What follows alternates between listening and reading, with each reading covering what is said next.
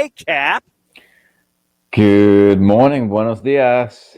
All right. So I guess the first question is, sir, comma, or dot, dot, dot. How was Thanksgiving? What is Thanksgiving like at the Parkhurst Hacienda? Thanksgiving was good. It was very low key. Gressel family was supposed to join us for Thanksgiving and had a sick kiddo the morning of Thanksgiving, which is natural for any of us that have had kids. I'm pretty sure my son has thrown up on multiple Thanksgivings. So they canceled on us. So yeah, it was pretty quiet, low key, but nice, an enjoyable low key. All right. So then let me ask you this. Is there a particular dish that is there as a part of the spread that is indigenous to the Parkhurst family that no one else does? Or is it all just pretty basic and normal? Like you sit there and you walk in and you go, oh, Thanksgiving dinner and everything is there. Or is there something that is like this wild card that's a part of the table? Very much traditional because it's my favorite meal, the traditional Thanksgiving. The only thing that's odd to me is my son. It's a Thanksgiving thing for him that he has to have Jello, Okay. which I don't know if that's normal or not. I never grew up with Jello on Thanksgiving, but I don't even like Jello. But he loves. He only has Jello on Thanksgiving. It's like the only time of year he's got Jello. That's the only time of year that he has Jello is Thanksgiving. Is still doesn't want Jello like in the heat of summer when it's like 9,000 degrees and you get a quick piece of relief. He just wants it during Thanksgiving. Yeah, I couldn't tell you what it's about, John, but that's how it is. So Okay, all yeah, right. I'm still trying to process the piece of information that you just gave me. So I understand. okay. So there, where you are based, there is interest that is continuing with a team that is going to be playing in a match this weekend. I'm going to said match this Oh, you weekend. are. I am. Are you sitting in the mogul seats, or are you going to be with the folks in the Bailey wearing a different colored thing, or what are you doing? If by section 214 the moguls sit up there, then yes. What's the vibe been like there in town with Hell is Real, the conference final, which sounds like movie number 3 in a series or something like that. What's the vibe been like up there? Um, I don't know, honestly. I'm not really that in tuned, I guess, to the vibe, but Folks aren't like walking through subdivisions carrying flags and wearing hard hats and like waking people up at 3 a.m. and sitting there going, "We're in a conference final and it's Hell is Real." surprisingly not. No, I haven't seen that, Huh? but I know that Crew fans aren't happy with the allotment of tickets that have been given to them for this game. There's always got to be a little bit of drama.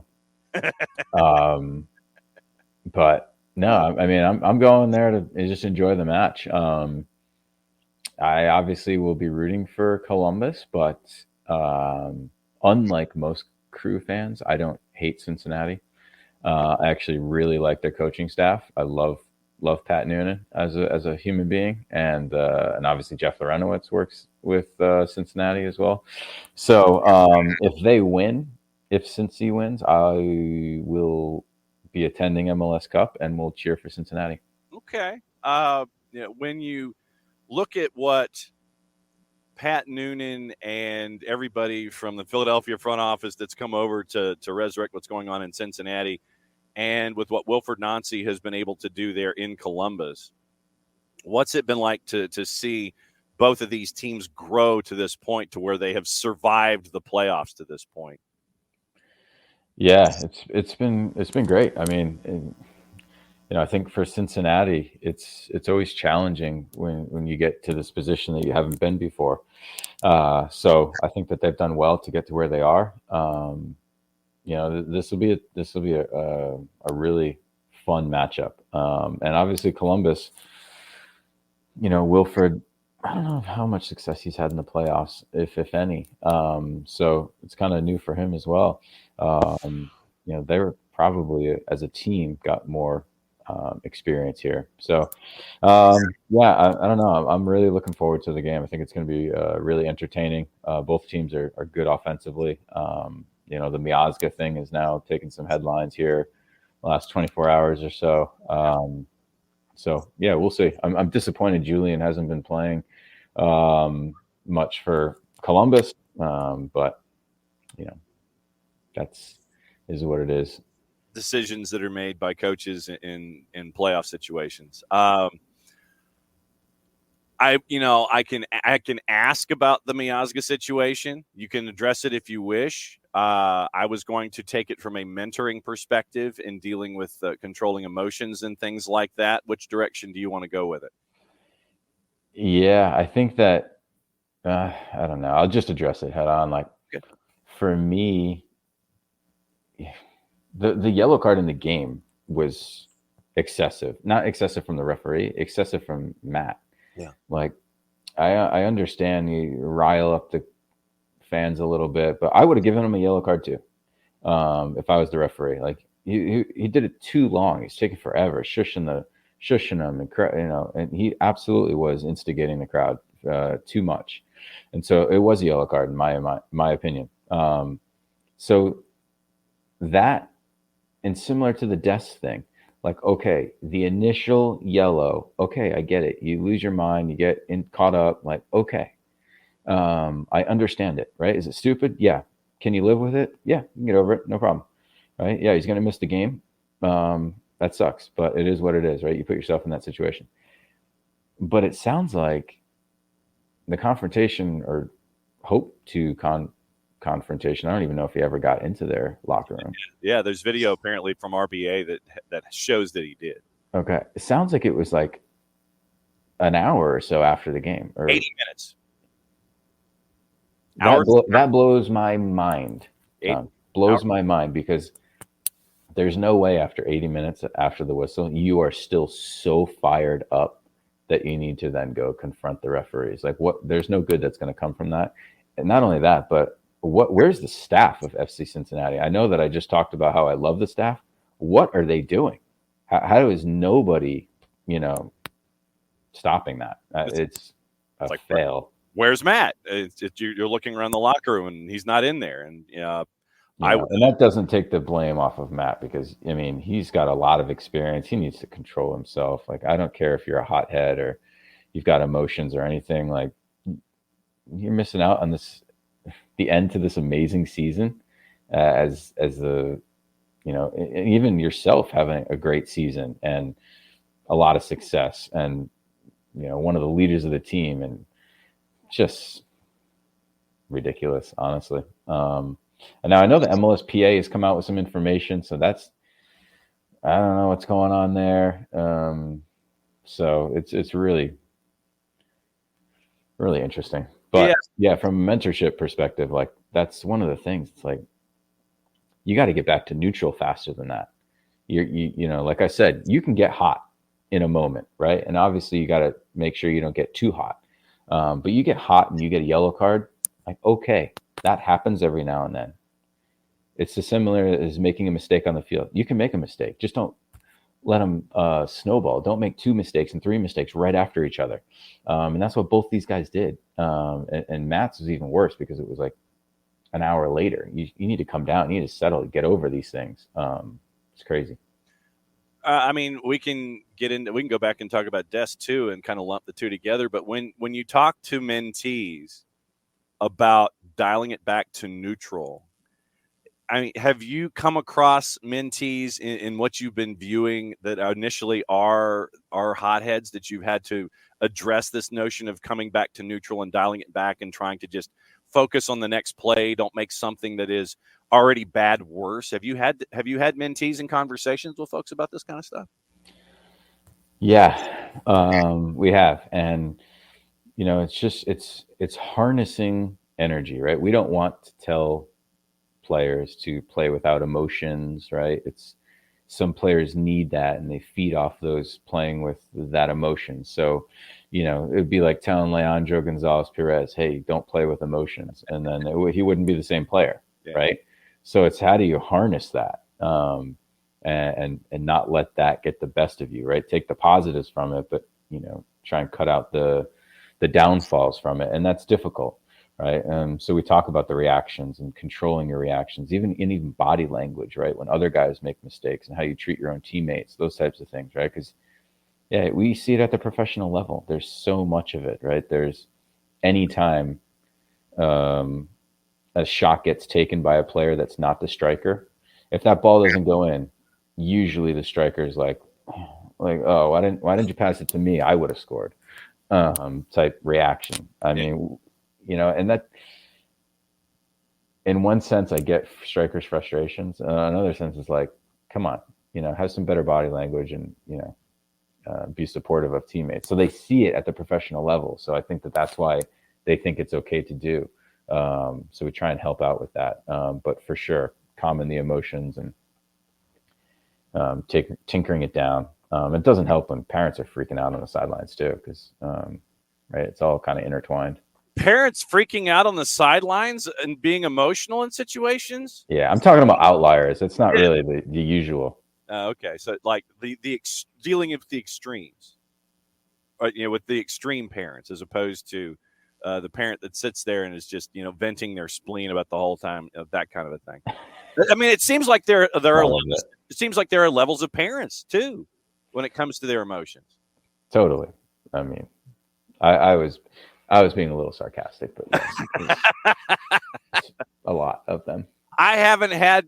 See, I've just started my morning cup. I haven't been able to process a whole lot of information this morning. I mean, and so it seems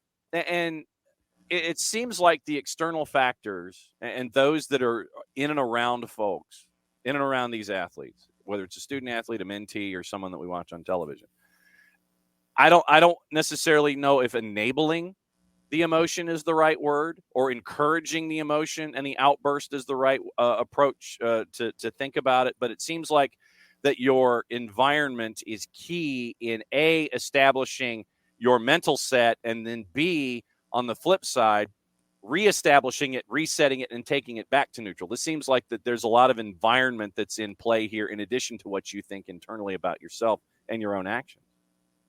Yeah, absolutely. I mean, and we're all influenced a little bit about our environment, right? We all subconsciously see things, right? You see how your coach reacts, you see how other teammates react, you see how your parents react, right? And all that stuff subliminally goes in of like, oh, this is how I should react or can react to different situations. So absolutely, we're a product of our environment, and that sometimes can be a great thing, and sometimes it's something that we have to come to terms with and realize, okay, maybe I can be better. Abby's like, give them lollipops. Yeah, I remember Abby said that before. That's a good idea. If I was a referee, I'd definitely be giving lollipops to everybody on the sideline. So, all right. So you've got your red card in your front pocket. You've got the yellow card in the back pocket. You've got lollipops in your front pockets. Is that how this plays? Yeah, I like that. Just stack them with dum-dums. It's like, okay, all right, Ted Uncle, here's your cards. Here's your dum-dums. Make sure that you've got enough space in your shorts to make that happen. Were you maybe that's what we need to do with players that are going down faking injuries too. Like, oh, here's a lollipop. Go on the sideline. Finish this. When you finish this, you can come back in. So and it's a really thick one that's going to take a long time for them to finish. But if it's a Tootsie Pop though, how many licks does it take to get to the center? It's 3, and then they're back out. So you're saying what we should do is take lollipops and have that as like a sidebar for a sin bin. Basically, it's like, okay, the length that it takes for you to take care of this lollipop is how long you're on the sidelines and the other team's on a power play. Could be. I see how this works. I see what you're getting at. I did hear this stuff about sin bins. Interesting. Well, and I mean, well, in MLS Next Pro, what they're doing is if you don't get up from an injury within 10 seconds, then you are penalized basically, and you stand off to the side for 3 minutes. And that 10 seconds, you've seen referees in Next Pro, they've kind of let that breathe a little bit. They start their, it's like referees in wrestling, they'll sit there and they'll wait a while and then they'll get their count started, So they let the situation kind of dictate itself, and then they'll say, okay, are you staying down or are you getting up? And then the player's like, oh, getting up, those kinds of things. Yeah. Were you a hothead when you started? No. So you've always been like level dude. I have, yeah, for sure. And I'm sure that you've looked at other folks and you've gone like, bruh, like, get up, stop it. I mean, but I think that now we see why, you as a captain have been as successful as you were in that role, because you were the one who would sit there, you bring folks back, you sit there, you reintroduce logic to the situation. Were you always a logical person about situations going on around you on the field? If you weren't a hothead, were you always logical? Yeah, I think so. And by hothead, it doesn't mean I don't get hot sometimes. No, but, I know. I mean, we've seen you on the pitch, sir, where you have taken advantage of your emotions but that's key too. I would think that that's also key, where you sit there, when to hit the button and when not to hit the button, because when you do hit it and you want to throw your cleats across the room and drop an expletive that would give us, an explicit rating here on the show, it means more when you do that. It's about picking your spots and the maturity to understand, okay, I don't need to be yelling my head off all the time. If I pick my spot, it's that much more meaningful. Yeah, exactly, for sure. Yeah, and those emotions are important sometimes. So, yeah, get hot every now and then for sure. But no, it definitely helped me probably, be a leader, I guess. And yeah, level set. I think I was probably more logical out there, just understanding things. And for me, it was always just kind of a waste of energy. And I don't know. It was like there's nothing really good that's going to come of most of this stuff. And I know that's difficult to think about in the moment, but I mean that you're juggling 98 different ideas, and you said it's like, okay, it's cause and effect. And I think that that's probably also something that that your mentees, it might sink in later. It's like, if you do something that is rash, it's the cause and effect analysis here. It's like, if you do this, then you create this situation, which is a detriment to your team and a detriment to your teammates. So they're learning cause and effect by controlling their emotions too. 100%. What would you do with Serginho Dest? It's a good question. It's a really good question. Honestly, I would understand. I understand where Greg's coming from. Greg is trying to downplay the whole event and say, he's going to be part of our team and no problem. And why are you guys making a big deal of it? And because he doesn't want any more distractions around the team, and doesn't want any more controversy and all that stuff. But for me, I would be really nervous anytime he was involved in a high stakes game. So I don't know. I honestly would be fine if Greg suspended him for. I would understand if we had a hard coach and he was like, he's out completely. Wow. I would understand that. Because I was at the Olympics and we were told before the game, our third game at the Olympics, the referee is very strict. You can't say anything to him. Be very careful. 3 minutes into the game, we go down a man due to a red card that was completely avoidable. And we lose 2-1 and our Olympic dream is over. And that cost us. And can you trust Serginho Dest in game 1 of the World Cup? If someone's getting under his skin, if the referee sucks, I don't know. I hope so. He's not going to be excommunicated because Greg's already made that very clear, and he's also very talented, and we know that talented players get more leeway. Yeah. But I'm just saying, if we had a very strict coach who was like, hey, he's out, I would be like, yeah, I get it. Because that was the type of his, like, I saw what what's his name? The captain there. What's the captain of the U.S. team? Oh, there's like 98 of them. Yeah, that's true. The center back, Tim Ream. Yeah. I saw what he said, and I completely agree. Right, it's just complete disrespect to not just the referee, just complete disrespect to the opponents. Of like, it's okay if I get a red card because you guys suck and we're going to win anyways, which they didn't do. But just like complete disregard for any of your teammates. Like he knew, like I'm about to get a red card, but he continued, and that's like, okay, guys, I don't give a shit that you have to go out here and play 60 minutes against Trinidad down a man. I don't care. Right. So that's like the total, just like flipping the bird to every single teammate on the field. And for me, that's like, that's the ultimate disrespect. Completely. In my mind, it's worse than Reyna's thing. It's worse than Miazga's thing, for that reason. And I mean, when Sergiño Dest is walking off the field in that moment, and he's taking his time, and I think he's still getting shots in, and literally Matt Turner is trying to push him off of the field and get him away so the game can continue. And Dest is getting into it with Matt Turner, and I know heat of the moment and those kinds of things, and I can put that in its proper context. But still, after you sit there and you complain about a foul not being called, then you complain about you thought that you saved the ball from going out completely and it doesn't, and then you start to woof at the center ref, and then you take the ball and you kick it and you send it skyward, and ball boy's got to go chase for the next 35 minutes to try and find the thing.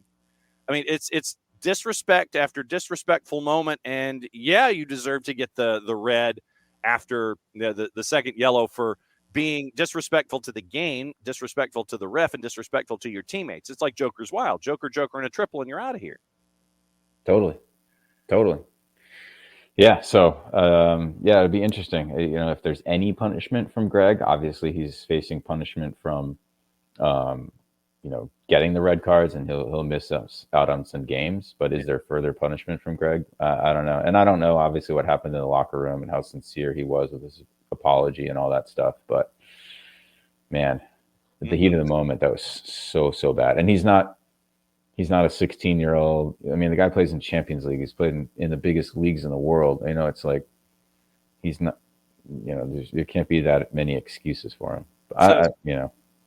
So then Bart brings up this idea, suggesting talking to a sports psychologist or a counselor to work on some personal intervention methods so that things don't happen again. Do you ever talk to mentees about, having consultation with third parties and psychologists and other folks that are outside the game that can just be there as a sounding board for these kinds of things?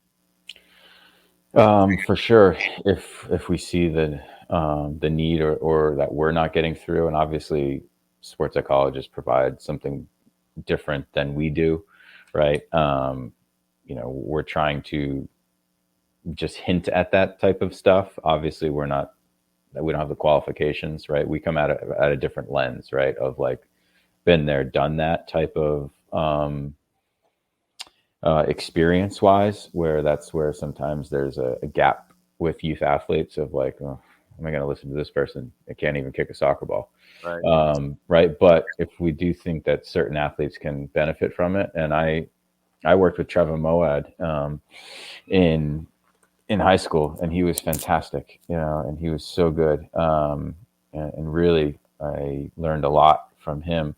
So yeah, I would absolutely suggest it. And yeah, Des would be someone where I would suggest, like, what's going on in your life where you're freaking out that bad on this. But that's for him to figure out. All right, rapid fire here in the last couple of minutes. What's the latest book you read? Trevor Moad's book. He was a sports psychologist, and he passed away not too long ago. But what was the name of the book? I literally finished it yesterday. Nope, don't have it. You're having me sit here look up it up on Amazon here before we. Trevor Moad. He wrote two. It was the second one. Okay. How to Think Neutrally. Okay. Well, that makes sense considering the conversation that we've been having this morning. Yeah. What book is Getting to Neutral, Trevor Moawad. Getting to Neutral. That's it. Getting to Neutral. So it takes what it takes. Forward by Russell Wilson is the other one, and then Getting to Neutral is the other one. Okay. All right. So then, what book other than what you've just read from Trevor Moawad would you recommend for folks? The Michael Parkhurst Book Club. What would you have folks read these days? I think I mentioned it last time I was on with you. Maybe what was it? Something about expectations. I'm really good with book titles, John. It's Book Club with Michael Parkhurst. Expectation Effect. Okay. Got it. The Expectation Effect is phenomenal. Really good book. Okay.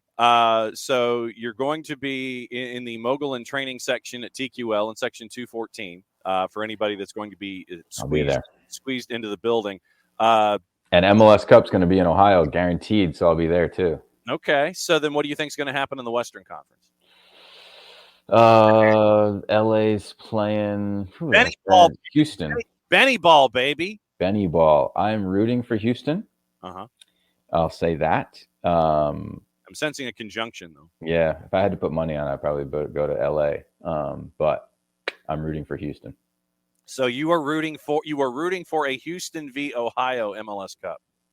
Correct. All right. What's the latest with the RIFC other than Christine Lilly coming in and getting leaving her visit with a pullover zip-up sweatshirt? Yeah, that was exciting. That was fun. We had some open tryouts. We had some combine tryouts. So that went good. We're up to 10 players signed. So that's good. Announcing our striker early next week. So that's good. Okay. So, yeah, making progress.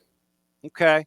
And so is the more progress just making more signings and making sure that the roster is full, considering that you've got folks that are shifting and folks shifting right now in USL Championship? I saw Thomas Vanke Azil has now gone from Birmingham to Hartford as a part of their makeover. A lot of different things. So you're just adding more players. I see what you're doing. Exactly. Got to get that squad together. When you had the tryouts, what was that like, having that massive humanity there for the tryouts? Yeah, it was a great turnout. It was a great event. Everything went well. It was well organized, and it was fun. It was fun to see everybody competing. The guys had great attitudes. The talent level was okay. There were a couple guys that stood out. So a couple guys we'll bring into preseason. Okay, and for folks that want to follow along, they just follow Rhode Island FC on every possible social media platform, and follow you at BG Mentoring and at MF Parkhurst on the 280 character app. What's the weekend like other than going to TQL? You gonna take it easy? Taking it easy. That's about it. That's the highlight of the weekend, John. As it should be. All right. All right. Running to a 10 o'clock call. Go. You're 2 minutes late. Then why are you talking to me? Get out of here. You're more important, John. Don't tell them. There you go. Attaboy. Be good, Cap. Have a good week. All right, bye. We're more important than his 10 o'clock call. That's fantastic. I love it.